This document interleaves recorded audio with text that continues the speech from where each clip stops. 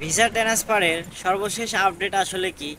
তো অনেকে আসলে জানতে চাইতেছেন যে সংযুক্ত আরব আমিরাতের মাটিতে আমরা যারা আসলে অবস্থান করতেছি, আমরা এক কোম্পানি থেকে অন্য কোম্পানিতে কি আমরা ভিসা ট্রান্সফার করতে পারবো?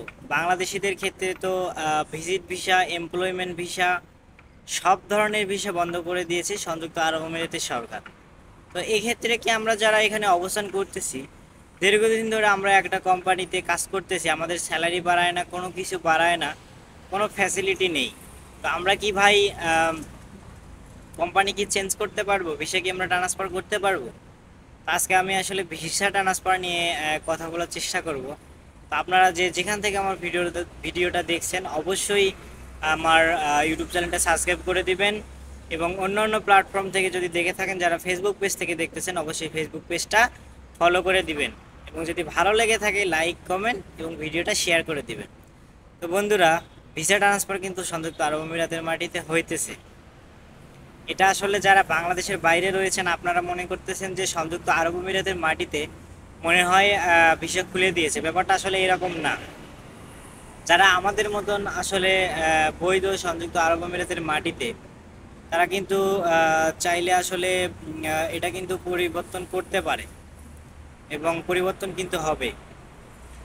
তো আশা করি আমি আপনাদের বোঝাতে পারছি যে সংযুক্ত আরব আমিরাতের মাটিতে যারা আসলে ভিসা ট্রান্সফার করতে চাইতেছেন, তারা যে কোনো টাইপিং সেন্টারগুলো, আপনার আশেপাশে অবশ্যই টাইপিং সেন্টার আছে, আপনি যান একটাবার, গিয়ে কথা বলেন। এবং আমাদের কিন্তু বাংলাদেশিদেরও কিন্তু অনেক টাইপিং সেন্টারের কিন্তু দোকান রয়েছে। তো আপনারা চাইলে সেই ভাইদের সঙ্গে গিয়ে আলাপ করতে পারেন যে, ভাই, আমি আমার ভিসাটা ট্রান্সফার করতে চাইতেছি, তো আমি কি ট্রান্সফার করতে পারবো?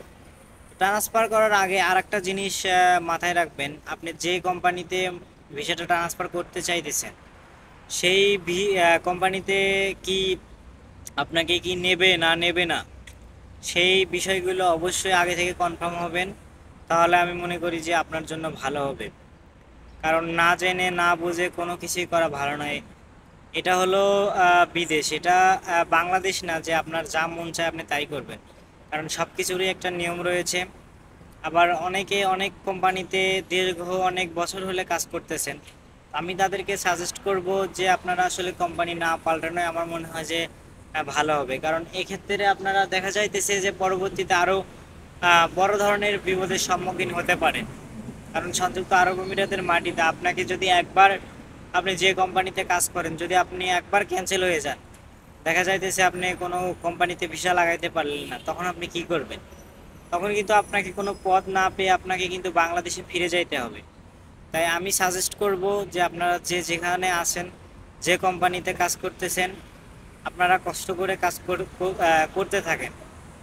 আমরা আশাবাদী, আমরা যে সকল প্রবাসীরা রয়েছি সংযুক্ত আরব আমিরাতের মাটিতে, আমরা আশাবাদী একদিন না একদিন এই ভিসা পরিস্থিতি সংযুক্ত আরব আমিরাতের মাটিতে সবকিছু ঠিক হয়ে যাবে। সবাই ভালো থাকবেন, সুস্থ থাকবেন, দেখা হবে পরবর্তী ভিডিওতে।